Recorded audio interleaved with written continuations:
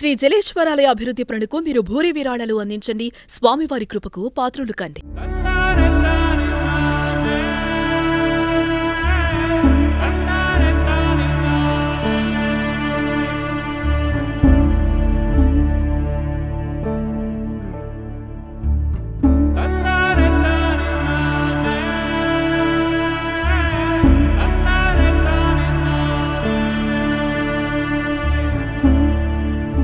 ఏమైందని చెప్పి ఊరికైతే దొరికినా నేను అంబులెన్స్ పోతాను నా కళ్ళ ముందు పోతాంది నేను అందుకోవాలని చెప్పి దొరికితే నాకు ఇక్కడ ఆశ్చర్యం అయింది. Welcome to Suman TV Warangal.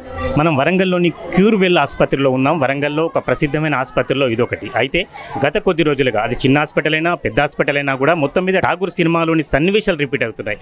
ఇక్కడ కూడా క్యూర్వెల్ హాస్పిటల్లో ఇదే జరిగింది.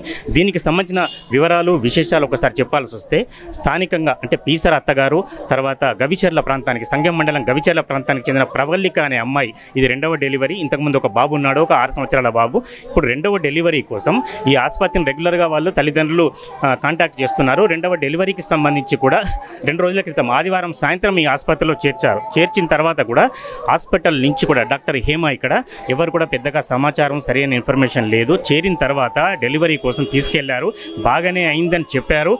పాప పుట్టిందని కూడా సంతోషంగా చెప్పిన తర్వాత ఆ పరవశంలో ఉన్న అమ్మాయి కొద్దిసేపు అయిన తర్వాత ప్రవళిక పరిస్థితి విషమించింది. బాగా బ్లీడింగ్ అవుతుందన్న కారణంతో రక్తం తీసుకురావాల్సిందిగా అప్పుడు రక్తం అందుబాటులో లేకపోవడం, హాస్పిటల్లో సమీప ప్రాంతంలోని ఏదైతే బ్లడ్ బ్యాంకులు ఉన్నాయో అక్కడ కూడా రక్తం అందుబాటులో లేకపోవడం, కొన్ని గంటల పాటు ఎవరైతే ప్రవళిక భర్త ప్రవళిక తమ్ముడు ఈ ఇద్దరు కూడా చాలాసేపు రక్తం కోసం తిరిగారు. కొద్దిసేపు అయిన తర్వాత మళ్ళీ రక్తం అందించారు.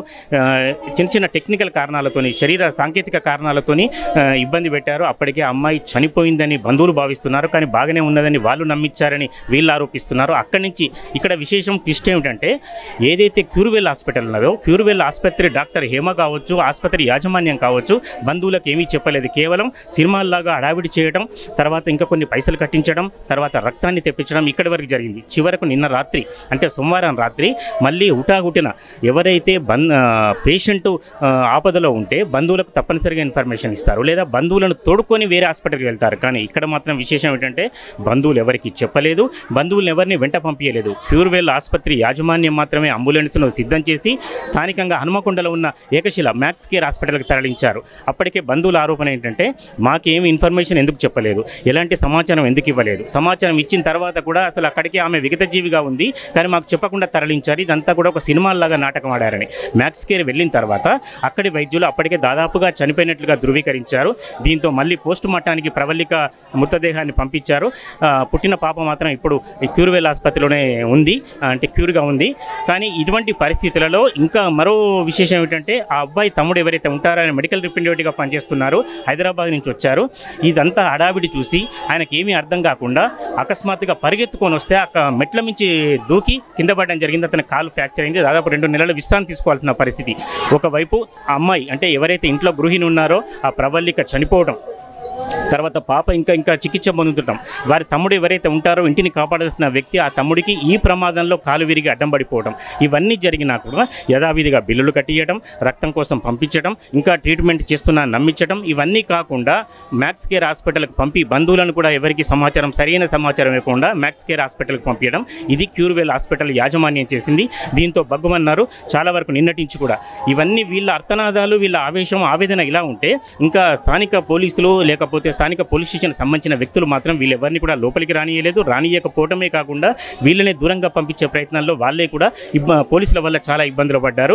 దీంతో ఇప్పటికైనా వెంటనే తమకు న్యాయం చేయాలని, దీనికి సంబంధించిన పూర్తి సమగ్ర దర్యాప్తు జరగాలని బంధువులు కావచ్చు, వాళ్ళ కుటుంబ సభ్యులు కావచ్చు మొత్తం డిమాండ్ చేస్తున్నారు. ఇక్కడ మనం తెలుసు క్యూర్వెల్ ఆసుపత్రి ప్రాంగణంలో ఉన్నాం. పెద్ద సంఖ్యలో అటు గవిచర్ల నుంచి కావచ్చు, లేకపోతే పీసర గ్రామం నుంచి కావచ్చు, వాళ్ళంతా వందల సంఖ్యలో వారి తల్లి కావచ్చు, పిన్ని కావచ్చు, వాళ్ళ తమ్ముడు ప్రస్తుతం మనతోనే ఉన్నాడు, వాళ్ళందరితో పాటు వందలాది మంది కుటుంబ సభ్యులు కూడా ఇక్కడ చేరుకున్నారు. పూర్తి స్థాయి దర్యాప్తు జరపాలి.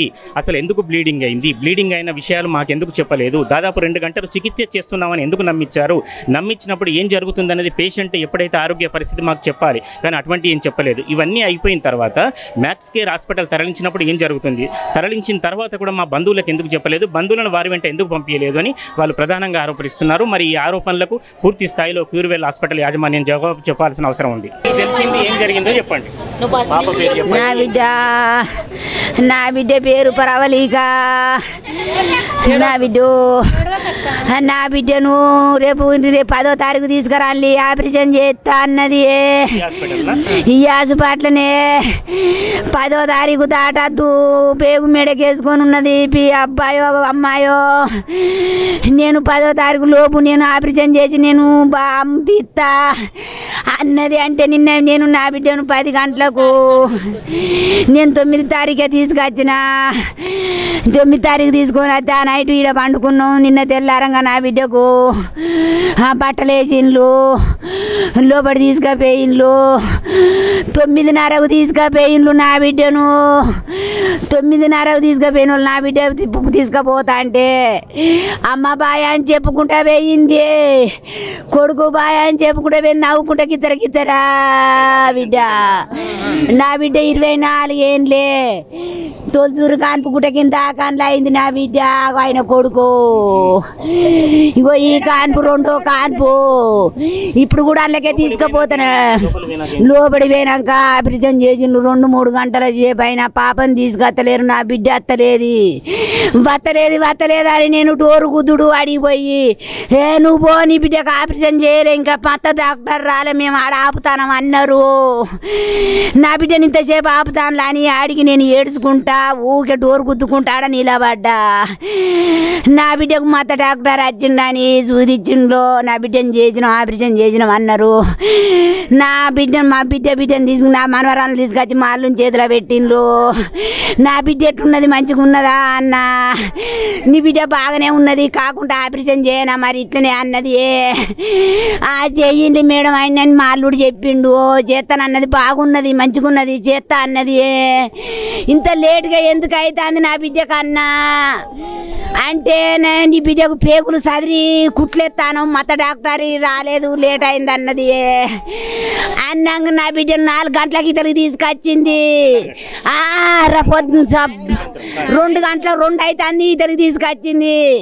ఇగో పవలికని తీసుకొస్తాను చూపెడతాం రా అన్నది. ఉరికినా మా అల్లుడు చూసిండు, నా కొడుకు చూసిండు, నేను చూసిన. ఆ రూమ్లోకి తీసుకొచ్చింది. ఆ రూమ్లో వేసిండ్రు, ఆకు సీతను పెట్టిండ్రు, అదేమో మిషన్లు నడిచేది పెట్టిండ్రు. నా బిడ్డ దగ్గర నేను మళ్ళీ పోయి వస్తానని మల్లూరికినా. మల్లూరికి ఏమనిపిస్తుంది బిడ్డ, నీకు చెప్పే బిడ్డ గింతసేపు చేసిండే నీకు ఆపరేషన్ బిడ్డ అన్న. అమ్మ నా తలకాయ తిరుగుతుంది, నా గొంతు గుంజుకపోతుంది అమ్మ, నాకు దూపు అవుతుంది అమ్మ అన్నది. నా బిడ్డ ఎట్లా చేస్తుంది, 1 మాట 2 మాటలు అన్నది ఎట్లా చేస్తుంది అని నేను ఏడ్చుకుంటూ చెప్తే ఉరికి వచ్చిండ్రు డాక్టర్లు 5-6. అవేంటివో పెట్టి చూసిండ్రు. బేబీ చూసిండ్రు. బీపీ చూసి బీపీ టవన్ అయింది, లోపలి తీసుకుపోవాలని మళ్ళీ నా బిడ్డను లోపలి తీసుకుపోయిండ్రు. లోపలి తీసుకుపోయి మళ్ళీ మత డాక్టర్కి ఫోన్ చేసింది. మత డాక్టర్ని రప్పించింది. మళ్ళీ నా అల్లుడికి నా కొడుకు బెడ్ కావాలా, బెడ్ అవసరం ఉంటుందని తోలుతా అంది నా కొడుకు. నా బిడ్డ నా అల్లుడు 30,000 బెడ్ కొనుక్కొచ్చి తాన్లు పాకెట్లు ఎక్కిస్తాంది.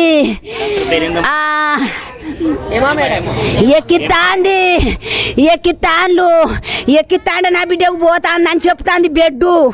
నా బిడ్డకి ఎందుకు బెడ్డు పోతాందని నేను అడిగితే, నీ బిడ్డకు బాగా బెడ్డు పోతుంది, మేము ఎంత ప్రయత్నం చేసినా ఆగుతలేదు బెడ్డు, ఇంకా దేపో రాజు అని నా అల్లునికి ఫోన్లు చేసుడు.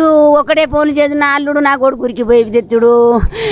నా బిడ్డను తీసుకుపోయింది. ఆ బెడ్ ఎక్కించింది, ఆ బెడ్ అంతా ఎక్కించింది. మళ్ళీ మత డాక్టర్ని రప్పించి బెడ్ ఆగుతలేదు. గర్భసంచికి ఉండే నరం బెడ్ పేగు కోసినట్టున్నారు. ఎట్లా తెగిందో అదే. నేను గర్భసంచి తీసేస్తాను అని మాకు మళ్ళీ చెప్పింది.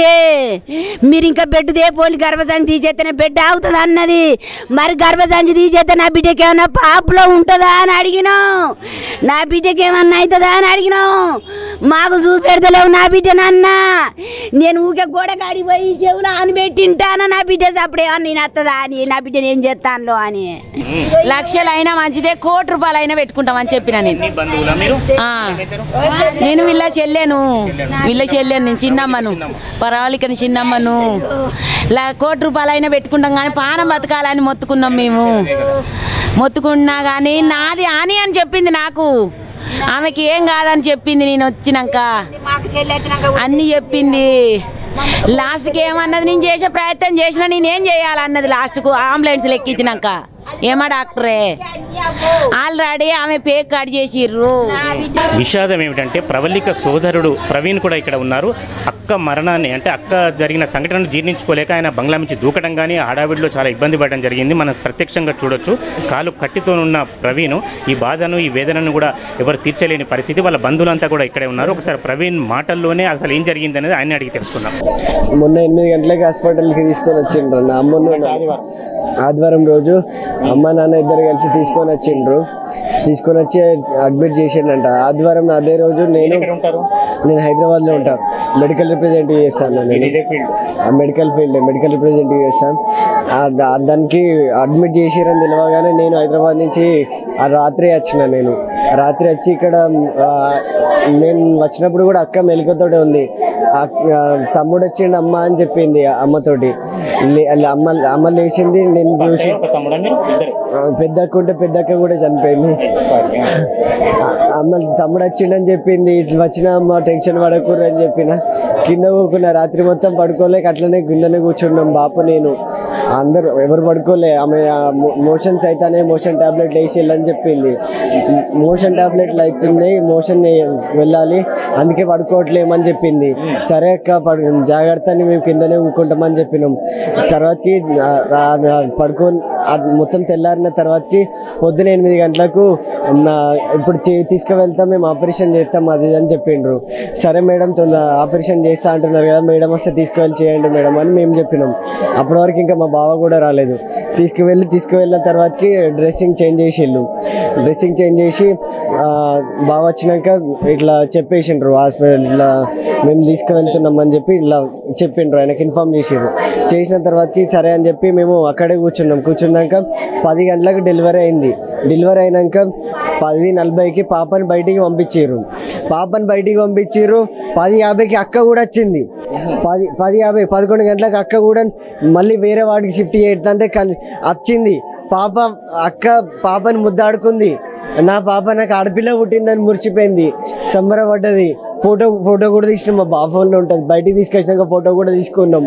అక్క మంచి అప్పటి వరకు కూడా తను యాక్టివ్ ఉంది. పాప పుట్టినాక కూడా అక్క యాక్టివ్ ఉంది, మాట్లాడింది, పాపను ముద్దాడుకున్నది. తర్వాతకి కుట్లేయాలి అవి ఇవి అని చెప్పి సంతోషం అనిపించింది. కుట్లేయాలని చెప్పి తీసుకొని పోయినాక మళ్ళీ ఒక అర్ధ గంటకి మళ్ళీ బయటికి వచ్చి పోయినసారి ఫస్ట్ డెలివరీ సీకేఎంలో చేసుకున్నారు మీరు, దానివల్ల వాళ్ళు తప్పుడుగా సీజరింగ్ చేసారు. 2020లో ముచ్చడం వాళ్ళు ప్రస్తావన మాట్లాడి మేము అదే అడిగినాం. అప్పటి ఎందుకు ఇప్పటి వరకు ఉంటుంది, అప్పటి నుంచి ఇప్పటి వరకు తన ఆరోగ్య లెవెల్స్ కూడా ఏం పడిపోలే కదా, అంత పాపను మోసినప్పుడు కూడా ఎలాంటి ఇబ్బంది వల్లే కదా, అట్లెందుకు చెప్తారు మీరు అంటే మాకు అడిషనల్ ఛార్జెస్ కావాలి, మీకు ప్రాణం కావాలా, మీరు ఎందుకు అడుగుతారని చెప్పి రివర్స్ క్వశ్చన్ ఇచ్చారు. సార్ అయినా మంచిది, ఎంత ఖర్చు అయినా మంచిదే, మేము పెట్టుకుంటామని చెప్పి ఆడ ఫీజు కట్టి సీజరింగ్ చేయమని చెప్పినాం. సీజరింగ్ చేయమని చెప్పినాక మళ్ళీ ఒక 1 అవర్ 2 అవర్స్కి మళ్ళీ బయటికి వచ్చి మాకు అర్జెంట్ బ్లడ్ కావాలి ఎమర్జెన్సీ అని అంటారు. ఎమర్జెన్సీ ఎందుకు సార్, ఇప్పుడే బాగుందని చెప్పారు, ఇప్పుడే సీజరింగ్ కంప్లీట్ చేసిన అని చెప్పారు. ఇంతకుముందు మాతో మాట్లాడింది కదా అని చెప్పిన. బ్లడ్ కావాలంటే ఇక్కడ డొనేషన్లకి తిరిగినాం. అక్కడ ఇవన్నీ డొనేషన్లకు తిరిగినాం మా బావ నేను. ఆ డొనేషన్ వాళ్ళు ఇచ్చేవాళ్ళు పర్సన్ ఇస్తే పర్సన్ని ఆల్టర్నేట్ తీసుకొని ఇస్తా అన్నారు. పర్సన్స్ తీసుకొని వస్తే మా దగ్గర బ్లడ్ లేదని చెప్పిండ్రు. మా దగ్గర బ్లడ్డే లేదని చెప్పారు. చాలా అక్కడ రెడ్ వేల్ ఉన్నది చూడు, అక్కడికి పోయినాం, ఇక్కడ పోయినాం, కాకతీయ పోయినాం, ఎక్కడ పోయినా బ్లడ్ దొరకలేదు. పర్సన్స్ తీసుకొచ్చినా కూడా బ్లడ్ లేదన్నారు. అదే హాస్పిటల్ వాళ్ళు వచ్చి బ్లడ్ కావాలంటే మళ్ళీ బ్లడ్ ప్యాకెట్స్ ఇచ్చి పైసలు పెడితే ఆ పైసలు పెట్టుకొని బ్లడ్ ప్యాకెట్లు పట్టుకొని వచ్చి పైసలు పోయినా మంచిగా ప్రాణం కావాలని చెప్పి ఆయన కూడా పైసలు ఖర్చు అవుతాయని అని భయపడలేదు. అయినా మంచిగా మేము పెట్టుకుంటాం, మేము చేసుకుంటాం అని చెప్పి అక్కడి నుంచి ఇక్కడ బ్లడ్ ప్యాకెట్లు పట్టుకొని ఉరికొచ్చినాం బావా. నేను రోడ్ల పొడి ఉరుక్కుంటూ వచ్చి బ్లడ్ ప్యాకెట్లు ఇచ్చినాం. లాస్ట్ మూమెంట్లో 2 బ్లడ్ ప్యాకెట్లు ఇచ్చినాక ఇప్పుడు ఓకే ఇంకేం బ్లడ్ వద్దు, బాగానే ఉంటుంది, కండిషన్ ఓకే అయిందని చెప్పిండ్రు. అమ్మ మంచిగానే ఉన్నదని చెప్పిండ్రు కదా అని చెప్పి బ్లడ్ కోసం తిరిగి అలసిపోయినాం కదా అని చెప్పి పోయి ఇట్లా ఒరిగిన అంతే. ఒరిగినాక తర్వాతకి ఆమెను అర్ధగంటనో గంటనో ఉంచిర్రు అంతే. గంటకి బ్లడ్ ఎక్కిచ్చింది తెలియదు, ఏం చేసింది తెలియదు. మాకు ఎవరికి ఇన్ఫార్మ్ చేయకుండా ఆమెను తీసుకొని అంబులెన్స్లో తీసుకువెళ్తున్నారు. అమ్మ వచ్చి నన్ను లేపి అక్కని తీసుకుపోతున్నారు లేరా అక్కని తీసుకుపోతున్నది అంటే అదే అవదు. నాకు ఊరికొచ్చి ఇక్కడ పడ్డా, నేను ఊరికొచ్చి ఇక్కడ పడ్డా, నా అక్కని ఎక్కడ తీసుకోపోతాను, దానికి ఏమైంది అప్పటిదాకా ఎవరికి ఏం కాలే మంచిగా ఉన్నాం. నాకు ఏమైందని చెప్పి ఊరికొచ్చి దొరికినా నేను. అంబులెన్స్ పోతాను, నా కళ్ళ ముందు పోతుంది, నేను అందుకోవాలని చెప్పి దొరికితే నాకు ఇక్కడ ఆశ్చర్యం అయింది. అక్కడ కింద పట్టుని కూడా హాస్పిటల్లో లోపల పట్టించుకోలే. ఫోన్లు ఏమన్నా కూడా ఫోన్లు వేయలే, ఫోన్లు వేసుకుంటా మాకు ఎవరికైనా చేసుకొని రప్పించుకుంటా అన్నా కూడా ఫోన్లు వేయలేదు. ఆగా చేసిండు మమ్మల్ని, మా అక్కడ ఆగా చేసిండు. యాక్టివ్ ఉన్న అమ్మాయి పాన మింగిళ్ళు హాస్పిటల్.